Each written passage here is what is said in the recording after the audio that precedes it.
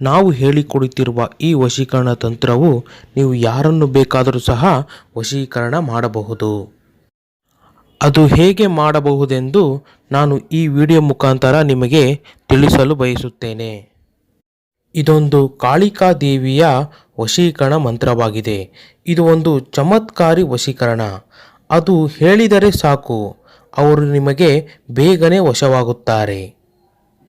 ಈ ತಂತ್ರ ಯಾರಿಗೆ ಉಪಯೋಗವಾಗುತ್ತದೆ ಎಂದರೆ ಪ್ರೀತಿಯನ್ನು ಕಳೆದುಕೊಂಡವರು, ಪ್ರೀತಿಯಲ್ಲೇ ಸೋತಿದವರು ಹಾಗೂ ಪ್ರೀತಿ ಮಾಡಿ ಸ್ವಲ್ಪ ದಿನ ಚೆನ್ನಾಗಿರುತ್ತಾರೆ.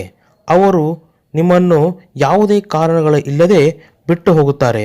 ಅದು ಒಂದು ಹುಡುಗನೂ ಆಗ್ಬೋದು ಅಥವಾ ಹುಡುಗಿ ಆಗಬಹುದು. ಕೆಲವು ದಿನಗಳಿಂದ ನಿಮ್ಮನ್ನು ಇಷ್ಟಪಟ್ಟಿರುತ್ತಾರೆ, ಆದರೆ ಅವರು ನಿಮ್ಮನ್ನು ಬಿಟ್ಟು ಬೇರೆಯವರನ್ನು ಇಷ್ಟಪಡುತ್ತಾರೆ.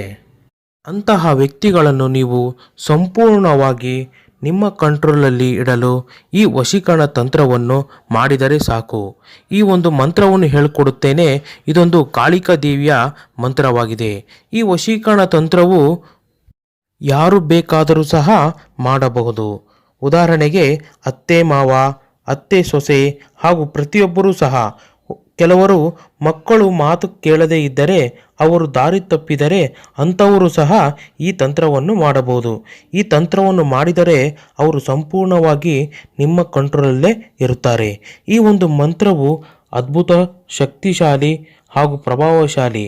ಇದನ್ನು ಒಳ್ಳೆಯದಕ್ಕಾಗಿ ಉಪಯೋಗಿಸಬೇಕೇ ಹೊರತು ಯಾವುದಕ್ಕೂ ಕೆಟ್ಟದಕ್ಕಾಗಿ ಉಪಯೋಗಿಸಬಾರದು.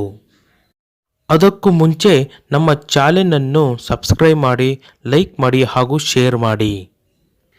ಈ ಮಂತ್ರವನ್ನು ಹೇಳುವುದಕ್ಕೂ ಮುಂಚೆ ಅದಕ್ಕೆ ಬೇಕಾಗಿರುವಂತಹದ್ದು ಒಂದು ಫೋಟೋ. ಯಾರನ್ನು ನೀವು ವಶಪಡಿಸಿಕೊಳ್ಳಬೇಕೆಂದಿದ್ದರೋ ಅವರ ಫೋಟೋ ಹಾಗೂ ಹೆಸರು ಹಾಗೂ ಇಷ್ಟು ಸಾಮಗ್ರಿಗಳು ಇದ್ದರೆ ಸಾಕು. ನಾನು ನಿಮಗೆ ಒಂದು ಮಂತ್ರ ಹೇಳುತ್ತೇನೆ. ಈ ಮಂತ್ರವನ್ನು ನೀವು ಎಷ್ಟು ಸಾರಿ ಜಪ ಮಾಡಿದರೂ ಸಹ ಅದು ನಿಮಗೆ ಪ್ರಭಾವಶಾಲಿ, ಶಕ್ತಿಶಾಲಿ ತಂದುಕೊಡುತ್ತದೆ. ಈ ಮಂತ್ರವನ್ನು ನೀವು ಕನಿಷ್ಠ 7 ಬಾರಿ ಇಲ್ಲವೆಂದರೆ ಒಂದು 11 ಬಾರಿ ಆದರೂ ಜಪಿಸಬೇಕು. ಯಾವುದಾದರೂ ಒಂದು ಸುಳಿವು ಸಿಕ್ಕೇ ಸಿಗುತ್ತದೆ, ಒಂದು ಸಂದೇಶ ಕೂಡ ಬಂದೇ ಬರುತ್ತದೆ.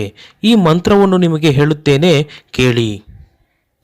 ಓಂ ಬ್ರೀಂ ಕಪಾಲಿನಿ ಕುಲಕುಂಡಲಿನಿ ಅಮುಕಿ ದೇಹಿ ದೇಹಿ ಸ್ವಾಹ. ಇದೊಂದು ಅದ್ಭುತವಾದ ಕಾಳಿಕಾ ದೇವಿಯ ಮಂತ್ರವಾಗಿದೆ. ಈ ಮಂತ್ರವನ್ನು ಇನ್ನೊಮ್ಮೆ ಹೇಳುತ್ತೇನೆ, ಕೇಳಿ. ಓಂ ಬ್ರೀಂ ಕಪಾಲಿನಿ ಕುಲಕುಂಡಲಿನಿ ಅಮುಕಿ ದೇಹಿ ದೇಹಿ ಸ್ವಾಹ. ಅಮುಕಿ ಎಂಬ ಜಾಗದಲ್ಲಿ ನೀವು ಯಾರನ್ನು ಇಷ್ಟಪಡುತ್ತೀರೋ ಅವರ ಹೆಸರನ್ನು ಹೇಳುತ್ತಾ ನೀವು ಈ ಮಂತ್ರವನ್ನು ಜಪಿಸಬೇಕು. ಉದಾಹರಣೆಗೆ ನಾವು ಹೇಳುತ್ತೇವೆ, ಕೇಳಿ. ಓಂ ಬ್ರೀಂ ಕಪಾಲಿನಿ ಕುಲಕುಂಡಲಿನಿ ಅಮುಕಿ ಜಾಗದಲ್ಲಿ ಯಾವುದಾದರೂ ಒಂದು ಸ್ತ್ರೀಯ ಹೆಸರು ನೋಡಿ, ವನಜಾ ದೇಹಿ ದೇಹಿ ಸ್ವಾಹ.